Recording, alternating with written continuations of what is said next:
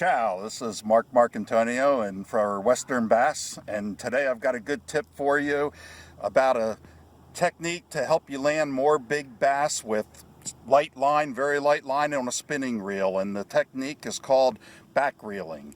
As we all know, the problem that we have with using 6-pound test line or even lighter 4-pound test like many of us do in the West Coast is that the hook will often tear at a fish's mouth as you're doing the fight, because you have to fight the fish for a long period of time in order to keep from breaking your line. That hook is wearing a hole in the fish's mouth, and with the slightest amount of slack, that hook can fall out. Or worse yet, you put too much pressure and then the line just breaks. So the way to prevent that is to make sure that you take the anti-reverse off. Once you've set the hook, your drag should slip a little bit on the hook set. And once you've set that hook, what you want to do is you want to be able to keep the reel out of anti-reverse and be able to reel backwards or forwards.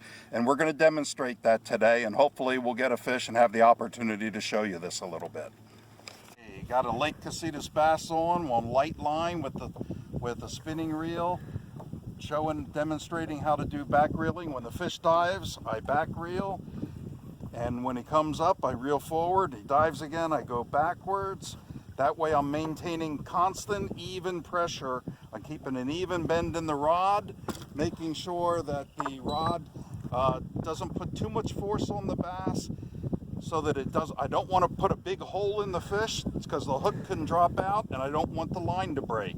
So my goal is to keep that rod bent as even as possible. When the fish dives, I reel backwards. When it comes up, I reel forward. That way I don't have to rely on just the drag. Okay, the fish is starting to come up now. When he comes up to the top, I'll put the anti-reverse back on.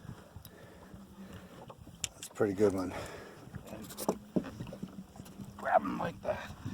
And there we go with a nice Lake Casitas bass caught on light line,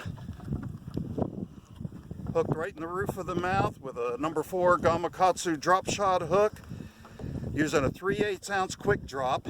Use the quick drop is the leader length is hardly any longer than the actual worm itself, zoom worm.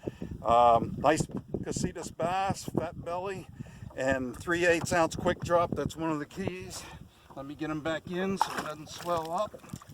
And that's the technique. Main idea is to keep nice even pressure. Use a nice parabolic rod that bends nice and evenly through its middle. That's your shock absorber. And rather than let my rod bounce up and down, I try to keep a nice even bend from tip to butt the whole time through the fight, from the start to the finish. And the only way you can do that is by back reeling. If you let your drag do it, it rips a big hole in the fish's mouth or breaks your line. And so back reeling is a way that you can catch record size fish on very light line. I've caught IGFA record fish on 6-pound test line. I've got 3 IGFA line class records on light line, including the walleye world record, which was just under 14 pounds on 6-pound test. A great way to catch all types of fish on light line. That's Mark Antonio for you for Western Bass. Thank you.